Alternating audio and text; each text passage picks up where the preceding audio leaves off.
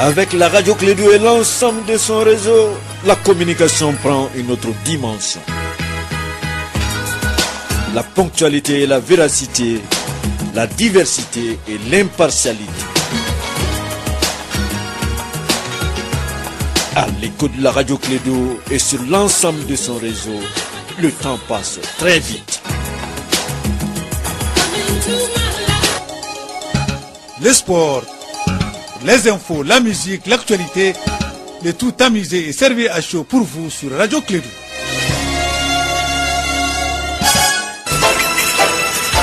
Radio Clé 2, le journal avec Sotelma Malitaire. Mesdames et messieurs, fidèles auditeurs, un console Clé 2 et sa matinale, très heureux de vous retrouver. C'est avec bonheur qu'on se lève le matin de bonheur et pour vous apporter le bonheur. Que vous soyez du Mali, de l'Afrique, du monde, si vous entendez mon voix, quelle que soit l'heure ou le moment, et quel que soit le temps où vous êtes, et quel que soit le continent sur lequel vous êtes, vous avez fait le meilleur choix, c'est Clé 2 et l'ensemble du réseau. Nous sommes aujourd'hui, vendredi 7 décembre l'an 2018, il est 7h en temps anniversaire. Nous sommes deux dans ce studio. Il va vous présenter le journal. Il se nomme Bakary Sissé. Bakary, bonjour. Oui, bonjour Abdoulaye, bonjour à toutes et à tous. Bienvenue à cette édition, la première de Clé 2 Info. L'ONU-SIDA a présenté hier les rapports publiés le 21 novembre dernier à Abidjan sur les plaidoyers, donc, et appelle une fois de plus à l'action pour plus de charges donc virales dans ce journal. À ça, Doujawara nous donnera des précisions. Et puis le nombre de morts sur les routes dans le monde avec 1,35 million de personnes tuées chaque année. L'Afrique reste le continent le plus touché selon un dernier rapport de l'Organisation mondiale de la santé. On en parlera dans ce journal.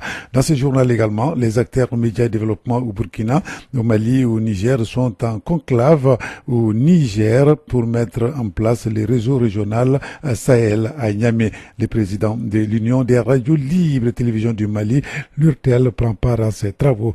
Badjoukou Dante, donc vous allez l'écouter tout à l'heure dans cette édition. C'est le titre, le développement dans un instant avec Bakary Sissé.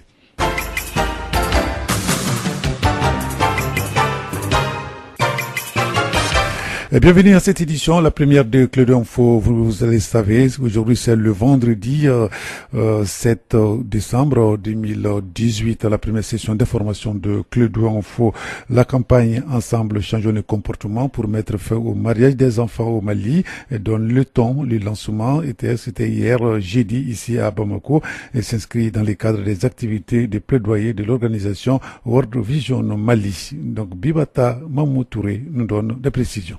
Le mariage des enfants est un phénomène qui déclenche, conduit et aggrave un cycle d'inégalité des droits des enfants. Sa pratique au Mali a des conséquences incommensurables, notamment sur le plan éducationnel. Atayer Meiga, conseiller technique au ministère de la Promotion de la Femme, de l'Enfant et de la Famille, représentant du ministre. Dans cette cérémonie de lancement de la campagne initiée par World Vision, nous affirmons notre solidarité avec toutes les filles du Mali et du monde qui veulent voir leurs droits respectés, qui veulent aller au bout de leur scolarité, qui veulent vivre à l'abri de la violence et de la discrimination et ainsi atteindre toute leur potentialité en tant que citoyens. Permettez-moi de vous assurer que l'État assumera ses engagements vis-à-vis des droits des enfants en général et particulièrement pour la protection des filles contre le mariage à un âge où elles devraient être à l'école. Le thème choisi par notre partenaire, Ensemble changeons de comportement pour mettre fin au mariage des enfants, traduit bien les efforts que le gouvernement du Mali et ses partenaires de la société civile mènent chaque jour pour assurer des services de protection de qualité en faveur des enfants maliens.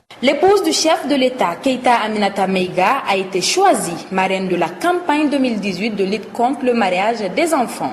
C'est vrai que le mariage des enfants pose problème. Ça a été dit, on ne fait que le dire et j'espère que cette fois-ci, en tout cas, l'engagement sera pris.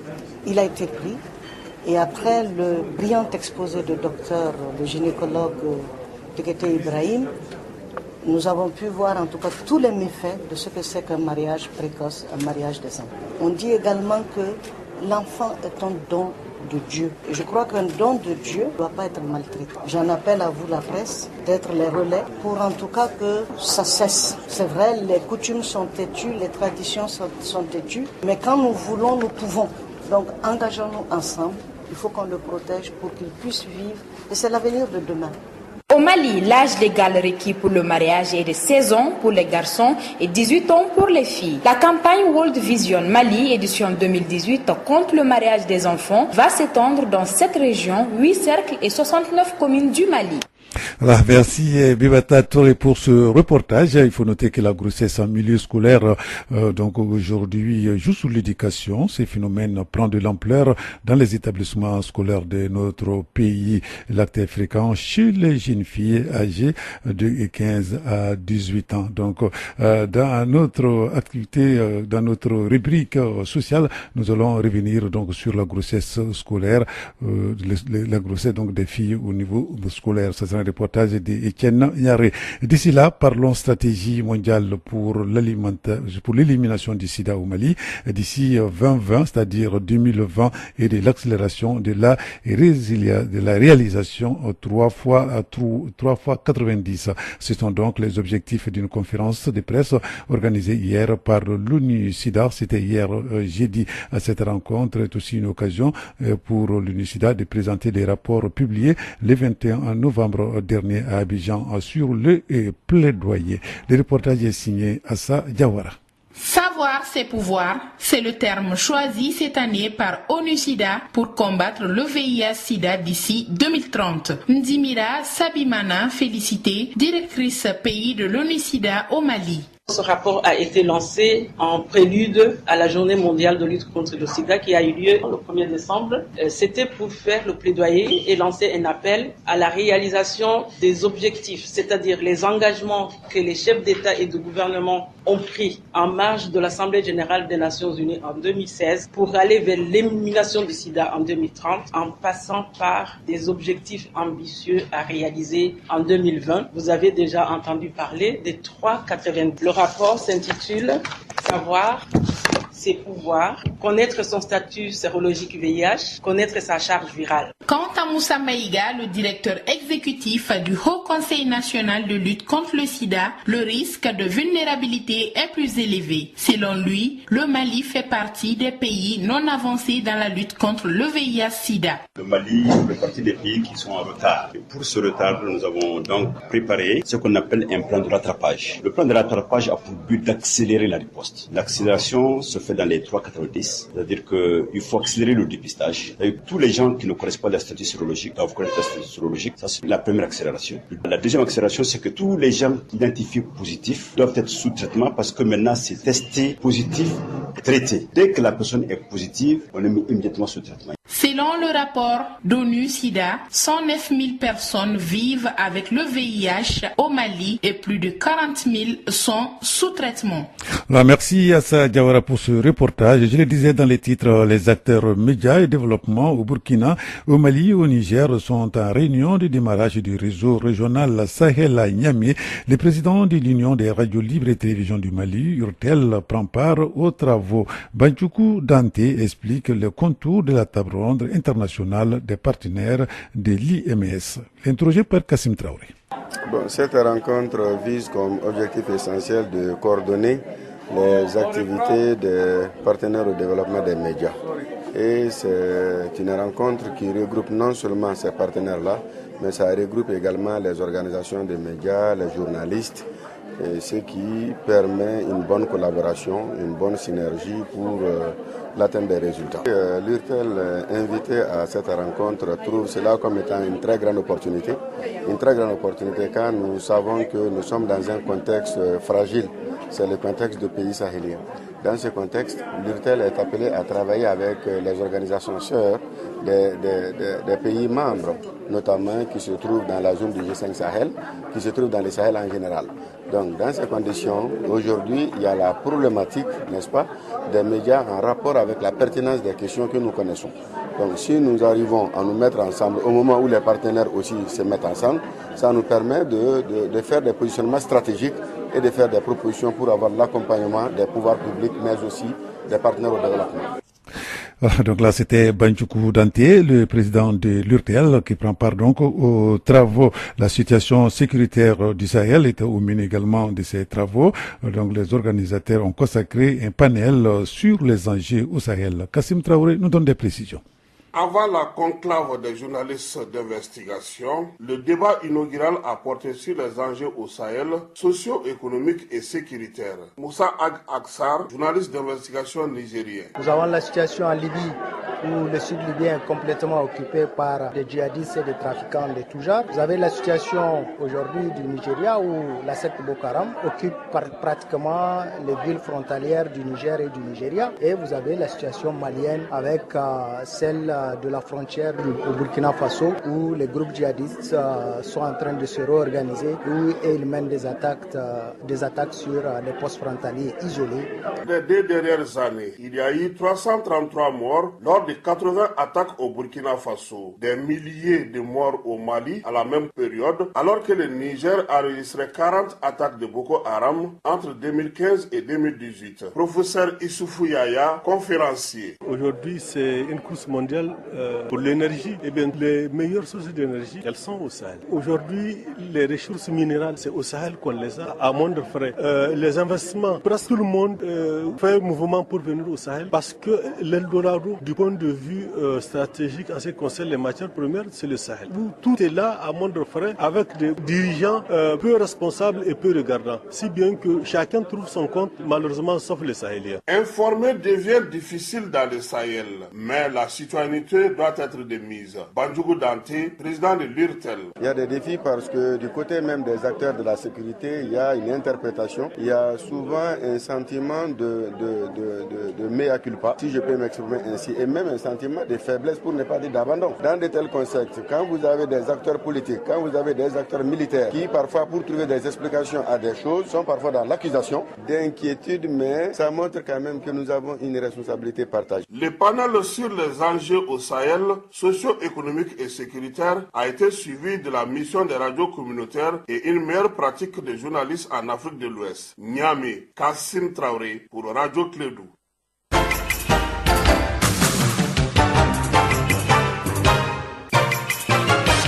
Et ce qui va nous conduire directement à l'actualité internationale. Un dernier rapport de l'Organisation mondiale de la santé alerte sur le nombre de morts sur les routes dans le monde avec 1,35 million de personnes tuées chaque année.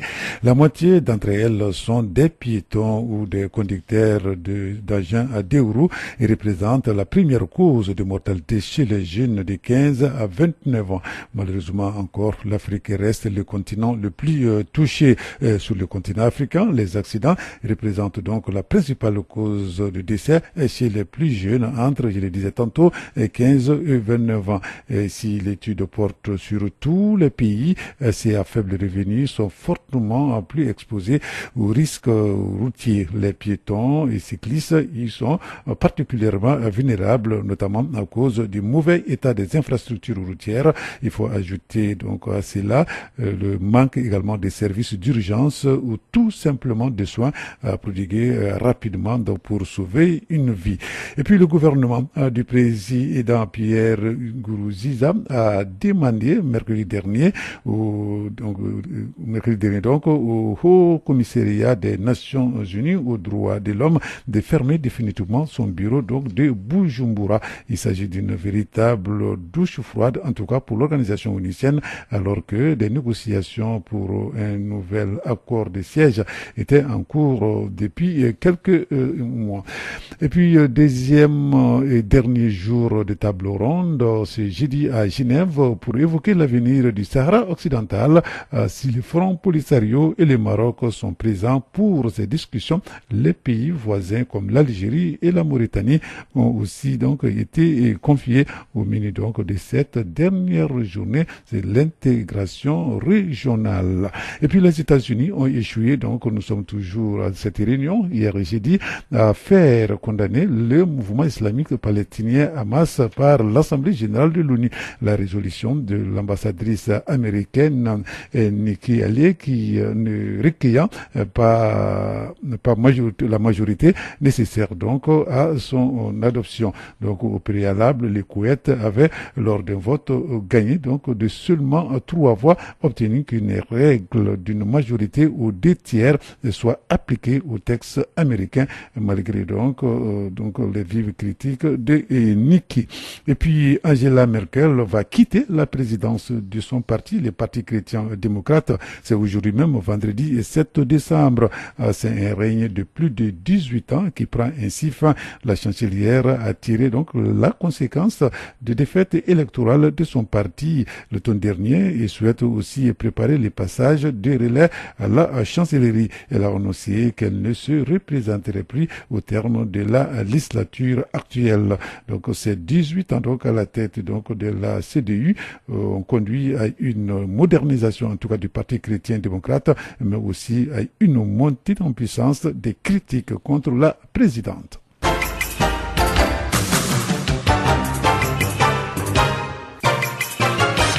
Fait de société à présent, je le disais dans les titres, la grossesse en milieu scolaire joue aujourd'hui sur l'éducation donc de la jeune fille. Ce phénomène prend de l'ampleur dans les établissements scolaires au Mali.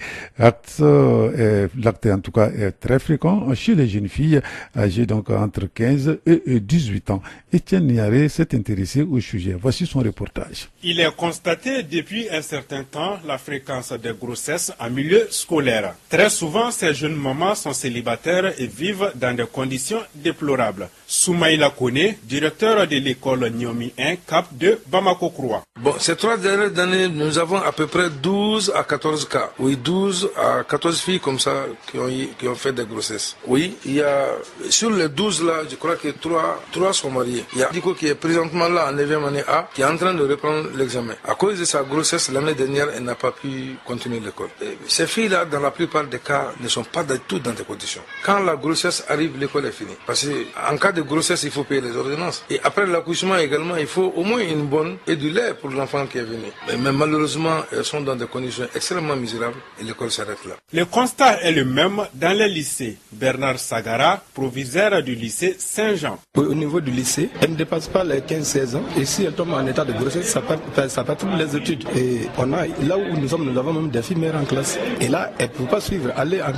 Une fois qu'elles se retournent à la maison, elles sont obligées de se charger de l'enfant. Et alors qu'il y a les leçons à apprendre. Et lors de la grossesse également, déjà une grossesse qui atteint les 4 mois, la fille, elle a de la peine à supporter. Donc si bien que même les leçons ne passent pas correctement en classe, ça joue sur leur formation. Alors, la grossesse des filles à l'école, on peut dire que ça dépend un peu des parents, mais actuellement avec les réseaux sociaux, ça devient très compliqué. Selon un rapport de l'OMS, publié en 2012, près de 16 millions d'adolescentes âgées de 15 à 19 ans donnent naissance chaque année dans le monde.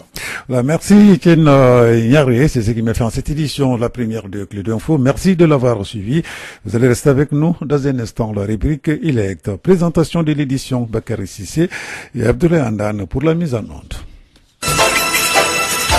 Radio Clédou, le journal avec Sotelma Malitel.